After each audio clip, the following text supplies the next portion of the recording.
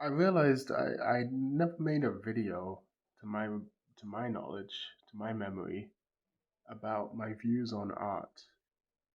Um, and since I have an album releasing very soon, which I guess is my art, I figured this is as good a time as any to talk about it. And I've been trying to get my thoughts in order on this for years, and I still haven't really got my thoughts in order. But I used to be quite passionate about. I would call myself an anti-art artist. It's a very strange thing to say. Um, but it all boils down to, I don't really give a fuck about art. Uh, which is you might think is a bit weird, right? Like you're kind of an artsy guy. Yeah, I'm an artsy guy. Uh, I don't really know how to square those two things. Uh, don't ask me to. But I'm gonna tackle this problem from a few different directions. Okay, we're going in directions here, and I'm gonna tackle this problem in directions, right? Uh, so when I used to call myself an anti-art artist, what I meant was I think the category of art, and I didn't have the good language to explain this back then, but I think the category of art is a little unhelpful and limiting, right? It creates an artificial division between art and non-art, right? Which I think, um, the way I would have explained it back then is that basically everything you can possibly do, like since art doesn't have any strict definition, we understand that it's something to do with expressing emotion, making people feel emotions, putting something of yourself into something. Like that category is, if it's so broad, you can basically extend it to everything. In which case, like, why do we even bother using that category? And what I mean by that is, uh, if I paint a painting, that's art. Everyone would agree on that. But if I like make a chair, I craft a chair out of wooden materials, I've still done the same sort of creative production, you know, as I would have to make a painting. It's the same kind of process.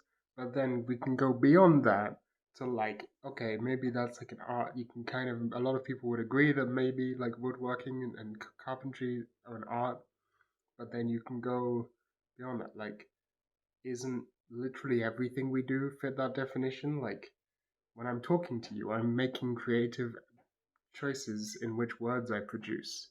When I walk down the street, I am making some sort of creative decisions as to the way I'm moving my body, right? Why is one type of that called dance and one type of that is the rest of everything else you do is right. So this is the sort of thing, right? Like where you can't the category of art creates a artificial binary between art and non-art, and it therefore squeezes art into a particular space, like a gallery. I hate galleries. Um, I hate art galleries and shit like that. It's like this is the place where you've been you've been prescribed to do art here. Things that happen in this building are art. Things that happen outside of the building are not designated the artistic space. And I've disliked this because art. You know, there's also something where art is inseparable from its context, right? The medium is the message or whatever, right? And once you put these limitations on what counts as art, you're also putting limitations on what zones, what contexts that art can exist in. So a painting in an art gallery can mean something very different from that same painting in a different context, in a different environment. As an example, I went to an art gallery a while ago and I saw some posters that were from a feminist group critiquing the art world from a feminist perspective. Like, and it was posters like, in this gallery in New York, there are like only two pieces by female artists. Is the only way you can get into this gallery as a woman is if you're the subject of a painting who's painted in the nude. It wasn't. It was phrased. The poster was phrased a little more snappy than that, but that was the basic idea. And when I saw it in the art gallery, I was like, that's probably seeing that like on a wall as I was walking up to whatever art gallery that was in protest of, which was the original context of the work, that would have meant something. But seeing that in a sterile white room with a little plaque that explains the context ruins any emotional connection or any meaning I could have derived from it. You know, like maybe intellectually I can understand what it means, but you know what I'm trying to say, right? It ruins it. And there's a lot of art that's like that, in my opinion. And I got this opinion, excuse me, I got this originally from the Situationists, right? They had this conception about hating art galleries and the separation of art and life, that really life itself is art. There's not trying to just draw a distinction between life and art is stupid and pointless and only serves to worsen life and worsen art, right? So that was my original conception. But I've got more stuff since then. Um, so something I find interesting is, you know, Adam Curtis. He's a bit of a weird guy. He makes some documentaries, and one of those documentaries, one of the things he sort of talks about is the way that like young radicals who would have previously been young political radicals became sucked into making like radical art rather than participating in radical politics, and that this somehow weakened political movements. Now, personally, I think his evidence for this is kind of cherry picked. I think the idea that you have to choose between one or the other, or that art is not a part of politics, is kind of strange to me. But I do think he's onto something there.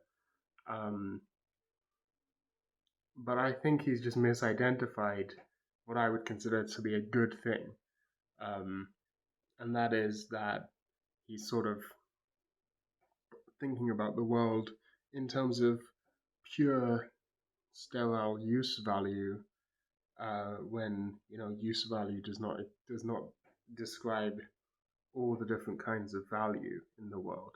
Like, yes, a lot of art, particularly bad art, doesn't serve any useful purpose, but useless, wasteful expenditure is actually very important. Which brings me on to my next point. Uh, Georges Bataille has a book called Literature and Evil, which I haven't read, um, but I know a little bit about it. And what he points out in that book is effectively that all stories have to be evil. All literature is fundamentally infantile and evil.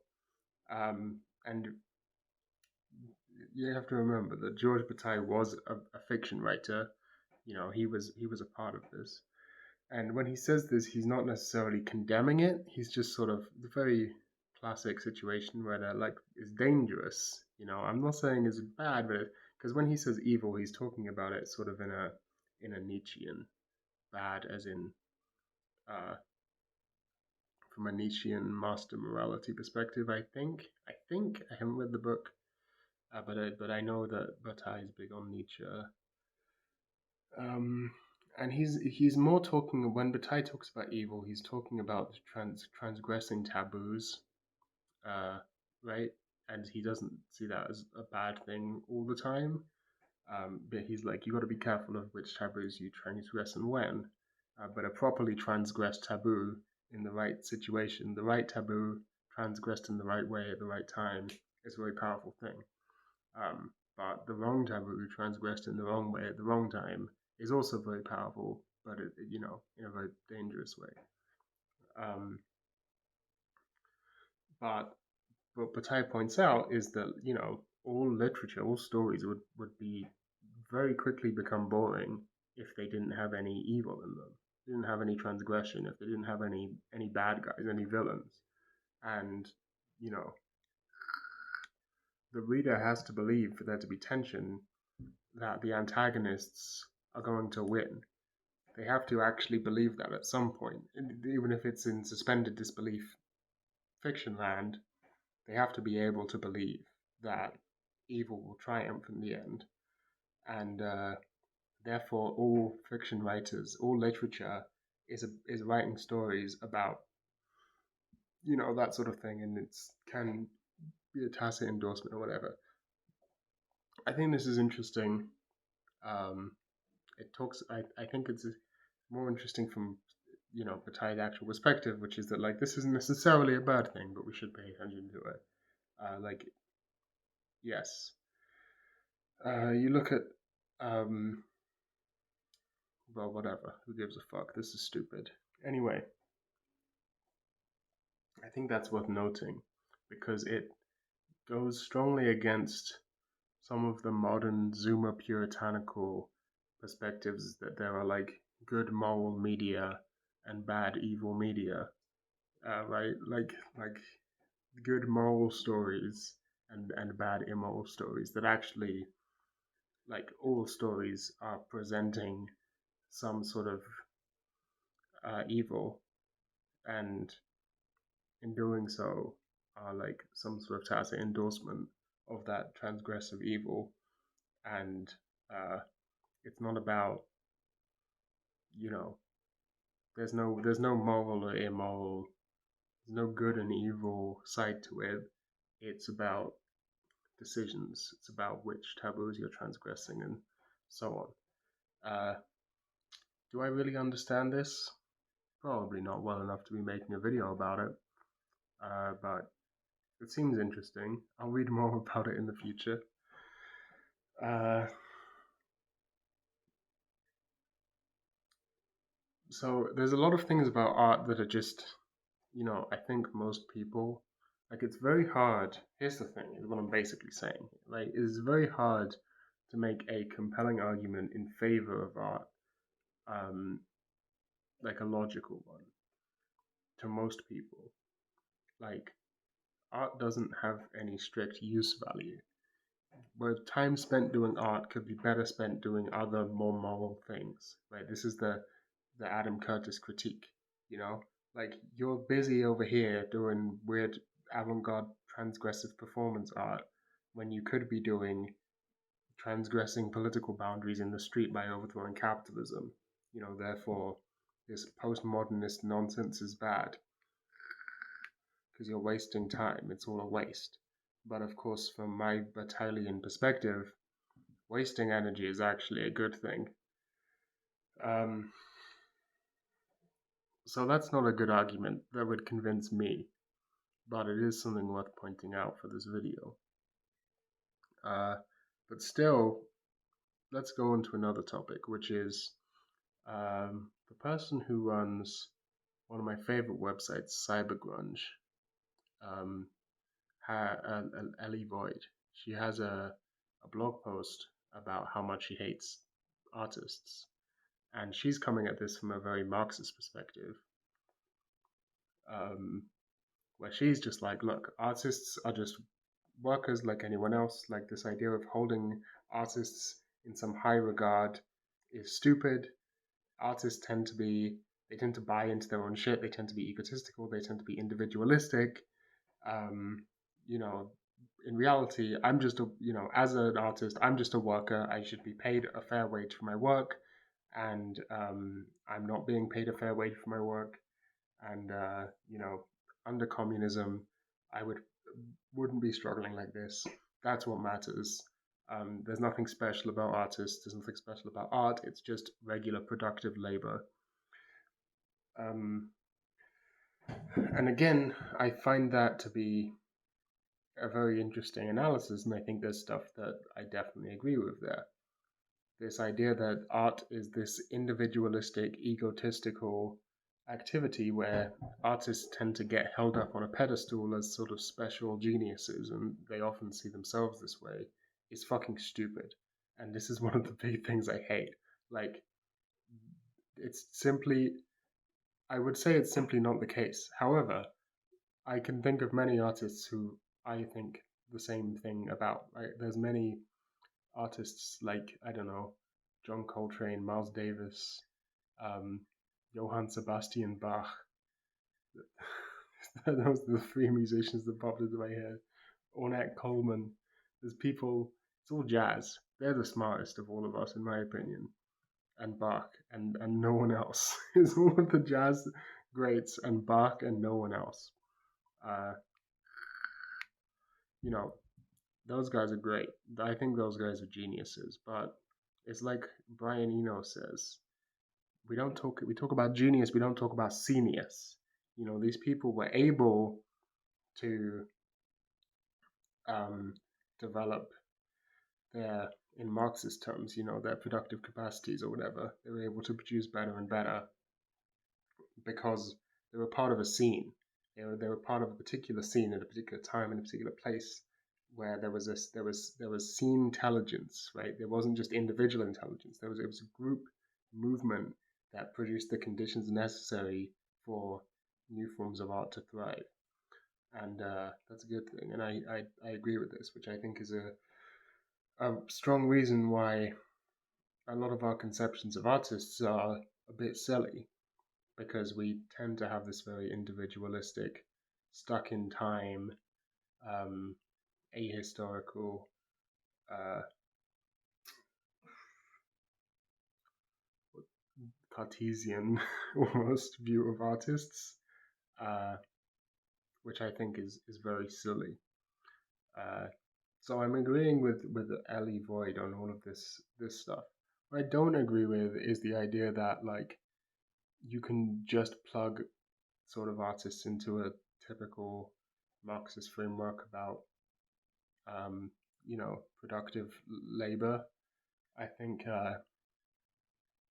I think you need to go into a little more about creative desiring production type Deleuzian stuff, and more importantly, like, and this is something that I don't think she touches on precisely in her article, because she clearly is on board with this idea that this stuff is very important, and I am just not sure about that. Like I think personally, a lot of people, like, there's a famous Winston Churchill thing, right? Churchill, World War II, was asked to cut funding to the arts, and he said something like, "If I cut the funding to the arts, what are we fighting for?" It's like, motherfucker, you were never fighting for the arts. You were fighting over treaties that got breached. Like, what are you talking about? Uh, like, I'm just not very interested in culture. Like, I think that cultural value, although it's cool and interesting, uh, I think it's not something that has some sort of prescribed use value, like, you know, a table or something, like a painting or a song isn't useful in the same way. That's not necessarily a bad thing. Again, from my Italian perspective, like, that expenditure of excess energy is good, um, for society at large. Although this, I want to try my best to get away from this individualist versus collectivist dichotomy, because it's kind of unhelpful. Um, like, I don't want to make some sort of, I don't want to create I don't want to create some sort of categories of the individual versus society, because I think that's very unproductive. It's very, very reductive. You know what I mean? You Individuals make up society. Individuals are made by society. It's obvious. I don't have to explain this to you. But like, this dichotomy is stuck in my brain like a brain worm, and I don't like it. I think these are unhelpful simplifications of reality. Uh, I'm just sort of rambling. I don't know. I'm not convinced, basically, that artists are very special people, or that art is like particularly important, and that culture is like particularly important. Like, uh, you know, a lot of there's a lot of sort of this is something actually that I'm kind of trying to touch on without being too edgy, which is that like really art is kind of fundamentally fashy. Like I know it sounds kind of stupid, but like especially the way we conceive art, it's very great man theory of history type B. It's literally aesthetics, which is like that's there's some definition of that like fascism is the like subsumation of politics to aesthetics or something like that. Um, and so like it's really impossible to make an anti-fascist artwork because you're subsuming politics into aesthetics, which is like the building blocks of fascism. I know this is getting very abstract. This is getting very abstract. I know. Um, don't press me on it. You don't have to press me on any of this stuff. I don't want to be pressed. Damn, this is the exposure slider I've just discovered. Anyway, uh, and then it's always I was going to say something else about that. It's you're not doing other stuff that you could be doing, whatever. I think that there's something there, right? Like the literature and evil stuff, the like yeah, culture. That's where I was going. So it's like when like right wingers come and talk about the destruction of European culture or whatever, um, and they're just making some shit up about like white statues that never existed or big buildings, cathedrals. I don't really know what they mean. They probably just mean like Christianity, like Christian institutions, I guess. I don't really know what they mean. Like you can't. I don't really know what culture is. They're talking about food. They're not really talking about food, you know. But then at the same time, I don't really think that like leftist arguments that go counter to the right wing argument are particularly convincing either. Like, oh no, immigration is actually really good because think of all the new restaurants and cultural exchange it will have. Like, this is not convincing to me either because it's reducing people down to like what they can give you. You know, like I still think that that's an argument that's accepting the same terms of debate. I just think the terms of you know what I mean, like from a from a Kantian ethics perspective, it's breaking the categorical imperative. It's seeing people as just a means to enrich your culture, right? Where in reality, or we should be seeing them as ends in themselves. I'm not massively into Kantian ethics, but whatever. Uh, I think I think there's probably some interesting battalion analysis you could do about transfers of energy from one location to another. Um, I.e., like if you're some sort of rich European or America country, you have a bunch of excess energy that you need to use up. Something I don't know. Let's not do this. Let's not do this right now. Let's just not do that. I don't want to get into that. Let's just stop. I keep going. I keep my brain's going in. I said I was going in directions. We're really going in directions right now. We're going in lots of directions. Anyway, anyway, um, yeah, I'm not convinced about this whole culture thing. I like individual aspects of culture. I like a lot of them. I like architecture. I like all of the stuff that gets subsumed into. I don't like culture. I don't think it's particularly. I don't feel connected to any particular like culture. I don't know if people do, but that just seems like to me again say this might I might be schizo posting here, but it seems fashy to me. It just seems like another name for nationalism, right? Like the roots of fascism are this idea that the construction of us, and I'm talking in earnest here, okay? This is not some vague rambling. This is genuinely the historical roots of fascism in fascist theory, as in like Italian fascists, the people who made fascism.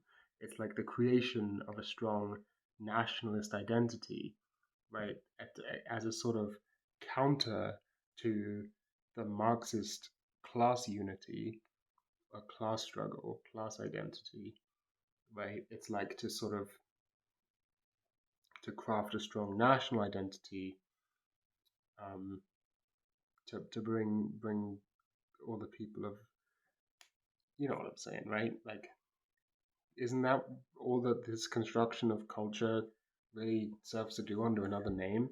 And I frankly don't really care whether it's the culture of some sort of colonial power or if it's the culture of some sort of oppressed, colonized nation or people. Like, frankly, when I see, um, maybe maybe not get too into this, but like debates about which food originated in which country, who gets to lay claim to a particular dish or a particular style of dress or a particular anything else that like it just seems insane to me. Like that's not how any of this works. Like culture doesn't stick to national boundaries. You're in the same kind of area, you're in the same geographical area, or some you're in convergent evolution happen. You like any, you know what I mean? Like it's kind of, I don't like this whole culture thing and the arts, you know, like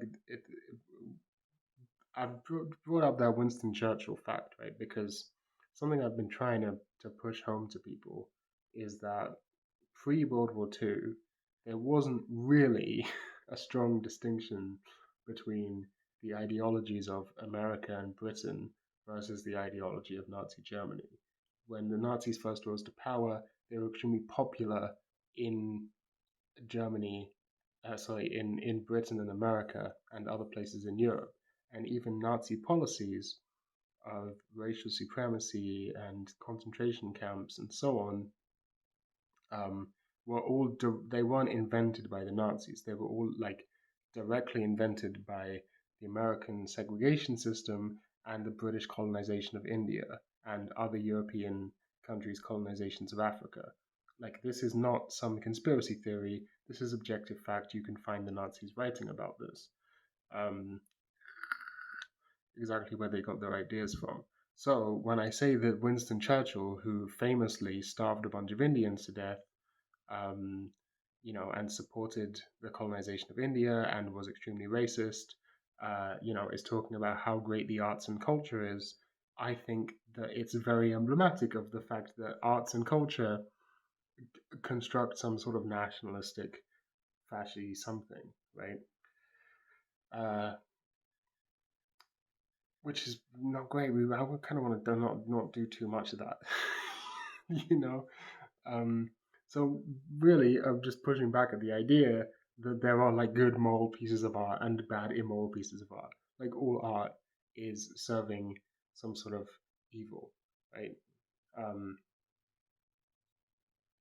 of course, the, the the the ultimate reality of this is that you shouldn't necessarily be that concerned with um, evil.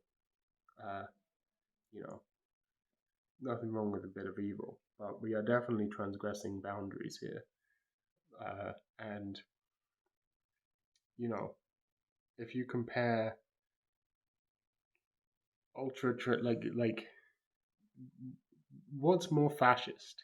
Okay, what's more fascist? Some sort of national socialist black metal group making songs about how they want to, do another Holocaust or whatever, Varg Vikernes or all of that extreme metal, black metal stuff, versus Taylor Swift, The answer is Taylor Swift. Taylor Swift is infinitely more fascist. This shouldn't be a shock. This should be obvious to everyone. Um,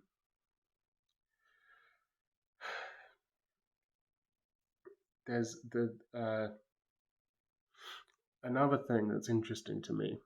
There's this guy called Milton Babbitt, a contemporary classical composer, and he wrote an article, famous article, which he didn't title it this, someone else titled it this. It was called "Who Cares If You Listen," and it was about how, like, if you walked into a maths seminar and you sat there and watched the professor lecture about maths, um, you know, for an hour, and then you put your hand up and said, "Yeah, I didn't like it," and the professor was like, what do you mean you didn't like it?" "Yeah, I just wasn't. I didn't like it. I thought you did. I don't know. I didn't like the way you did that." You would be, it would, you'd be insane. But people, members of the public, do that to musicians all the time, and it's considered perfectly normal. It's the only realm where like expertise is just treated as like completely meaningless. And that Milton Babbitt basically he says like we should retreat into the university academic system. Like, I'm not interested in making music for the general wider public. Why would I be? Like, why would a mathematician be interested in doing, you know, advanced PhD level abstract mathematics for the general? Like, that's an insane thing, you know. Like, that's where Milton Barrett's come from. And I think that that's an interesting perspective. It's a very interesting perspective.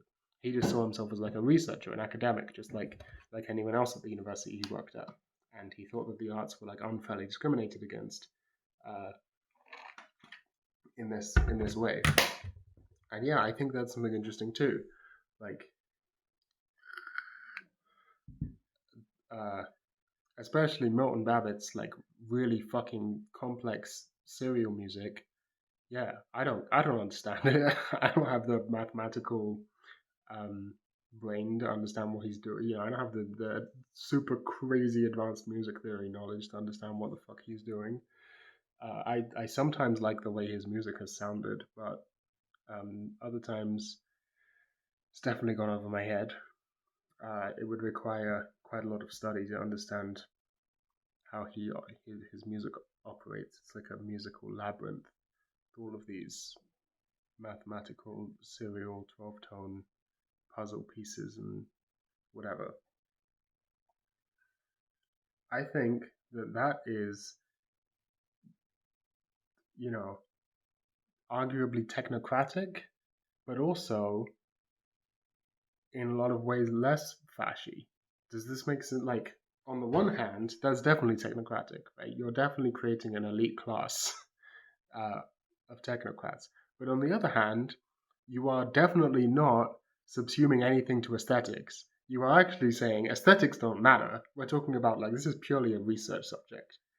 This is purely an academic research subject, and that's very interesting to me. Um, it's an interesting dual play of forces at work there. But I just wonder, I think that I think if you wanted to pick the most transgressive, the most um, you can't really go further to really overthrow pre-existing concepts about music than noise music, right? And I'm a big fan of noise music. My upcoming album has a lot of noise influences. I have made a lot of noise music. I don't often release my noise music, but I have made a lot. I've made hours and hours worth of harsh noise and ambient noise and all the different kinds of noise you can imagine, even though I don't often release it. Uh, and I also listen to a lot of noise music, and I also watch a lot of noise music. Like, I think noise, one of the interesting things about it is that it can sometimes blur the boundaries between music and performance art, which I think is really fascinating. Uh, because those boundaries are artificially constructed in the first place. Like, it, rather than it creating some blurring of the boundaries, it's actually just revealing that the boundaries were never there in the first place, which I think is very interesting. Um, I don't know what that means. I just like noise music, man. But maybe that's the the ultimate thing, right? But then once you get there, you're getting kind of away from anything to do with like once you I don't know. I don't like this is why I'm starting like sitting here like I think this is a how do I put this? It's like this is where we get to a issue of once you're really overthrowing something, once you're really doing away with the old way of doing things, you're going to alienate a lot of people. And in fact, like a lot of the people who make experimental music and listen to experimental music are like a small niche of elites. And I don't just mean elites in terms of their being like music connoisseurs or whatever, but the people who are music connoisseurs are the people who can afford to do that, right? Like literally afford it. You're, this is not to say that there aren't working class noise musicians. There are lots of working class noise musicians, but there are also you can't deny that a lot of the avant-garde artists out there are like trust fund kids who can afford to get sent to big universities and whatever. Like um, this is hardly creating some sense of working class unity that a Marxist might want to create. But I don't know what that means. I don't know if that's a good or bad thing because, like, once again, the I don't. I feel like we're talking a lot about fascism here. Everything kind of a lot of stuff has I've been reading a lot, but I haven't been reading a lot. I've been reading a little. I've been slowly becoming aware about like the real roots of 20th century fascism, and it's quite scary in my opinion to try and understand how these ideas came about. Right, like it's very easy to see how socialist ideas about working class unity get corrupted into fascist ideas about national unity. You know, uh,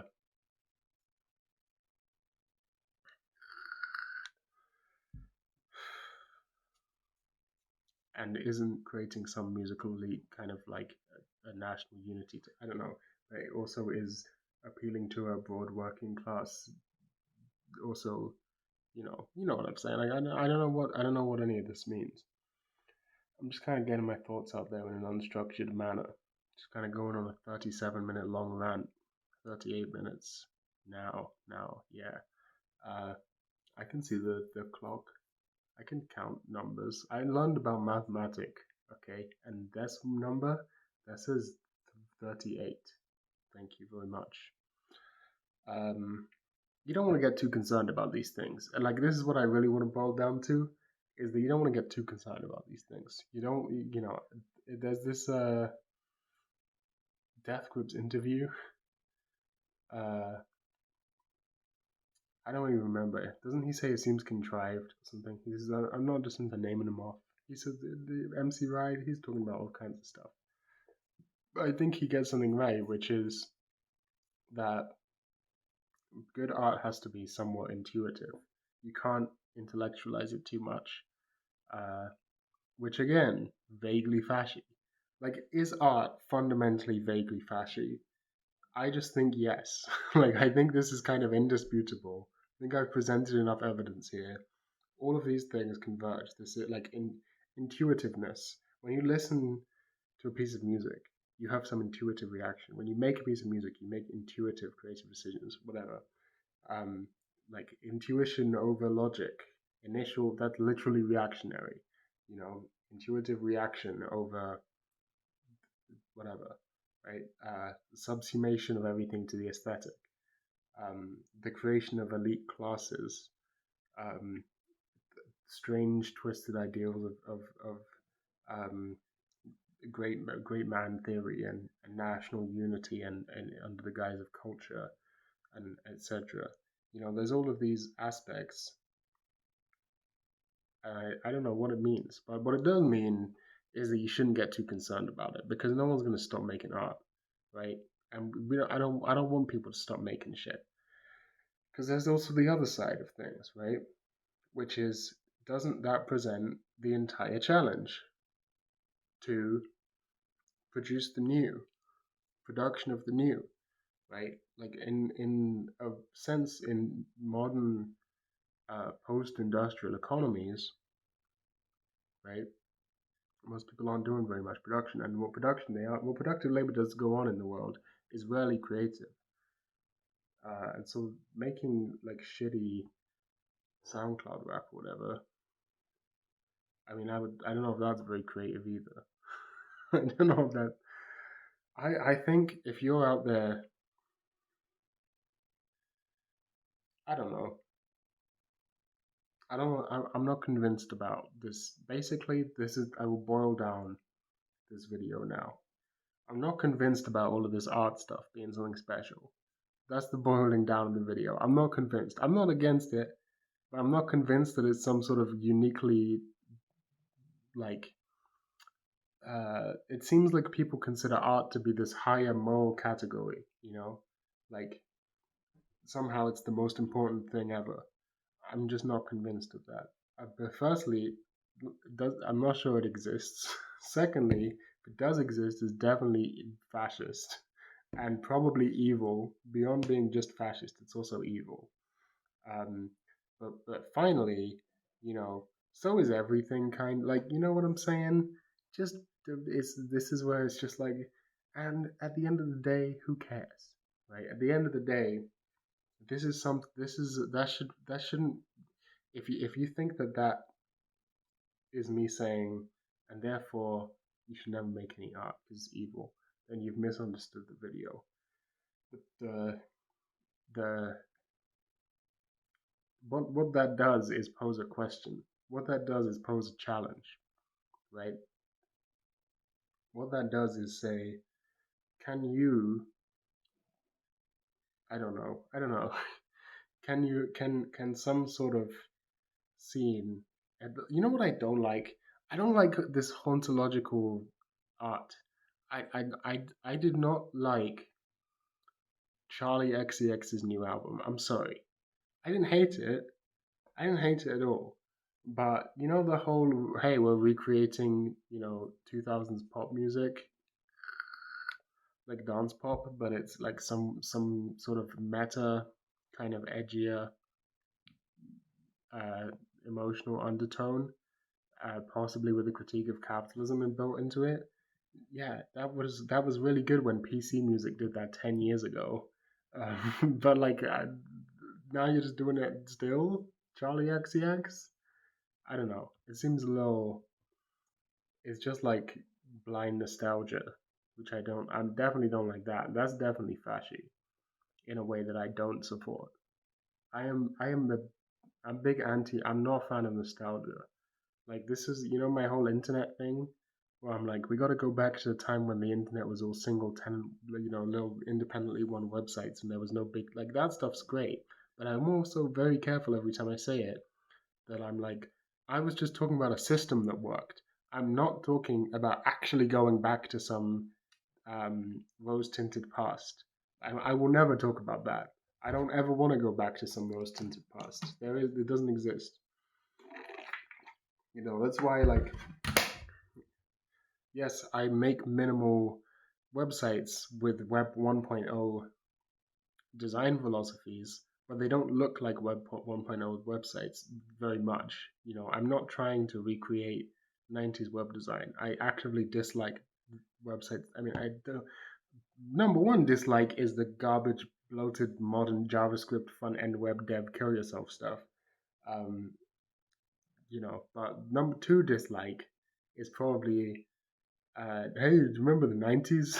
you know, as like a simple text-based website doesn't have to look like either of those things. It can look unique and interesting. You don't just have to recreate the way the past without any sort of introspection to it.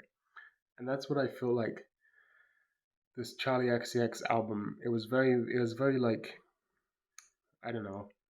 It didn't seem like an interesting enough take to warrant just, hey, we're recreating this thing. Like when PC Music did it, they had, I mean, I know PC Music, Charlie XX all interlinked.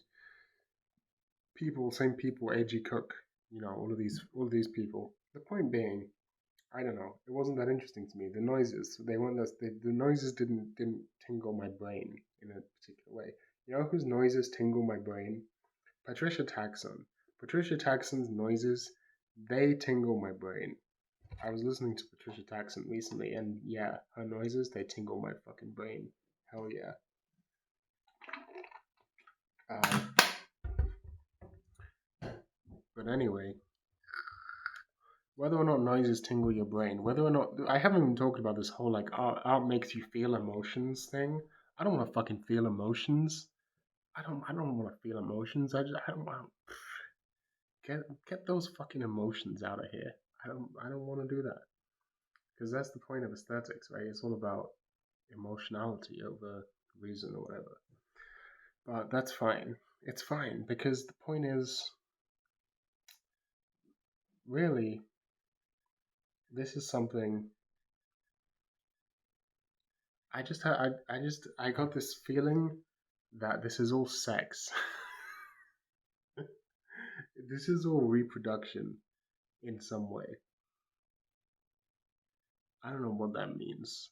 I don't know what I'm talking about right now. What the fuck am I talking about? Anyway, go listen to my new album, Virulent Nihilism. Yeah, I named my album after a Nick Land book on Bataille. That's right. That's right. That's right. Esoteric. I'm so esoteric philosophy. Aren't I so special and cool? I know about a book. That's a very fun book to read, though. I like Thirst for Annihilation. It's very funny.